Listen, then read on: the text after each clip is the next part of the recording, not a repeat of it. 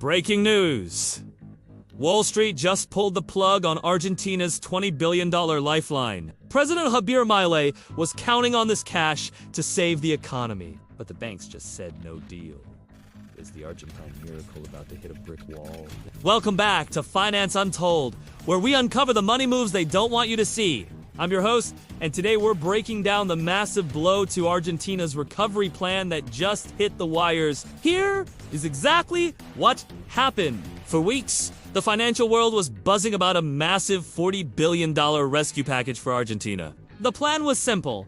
The U.S. Treasury would put up $20 billion, and private U.S. banks, specifically JPMorgan, Citi, and Bank of America would lend another $20 billion. It was supposed to be the bazooka aimed at killing inflation and finally lifting the country's suffocating currency controls. But today, reports confirm that the private bank portion of that deal is dead. Shelved.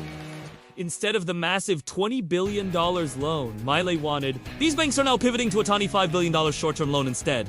That is a 75% pay cut, and it's not even a standard loan, it's a repo deal. That means Argentina effectively has to pawn its own assets just to get the cash for a few months.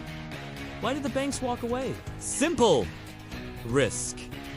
Wall Street looked at Argentina's history and said, we're not betting $20 billion on this without massive collateral? They got cold feet. This is a disaster for President Milei's shock therapy.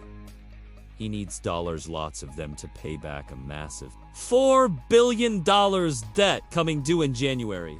But more importantly, he needed that financial firewall to finally lift the Cepo, the currency controls that make it impossible for regular Argentines to buy dollars freely. Without this money, lifting those controls becomes incredibly dangerous. The U.S. Treasury is still helping. But Wall Street voting no confidence is a signal that the market is still terrified of a default. The administration hasn't even commented, yet silence from the Casa results. So the question is, can Milei survive with just the U.S. government's help? Or will this missing $15 billion trigger another crisis? The Trump trade for Argentina just hit its first major roadblock. What do you think?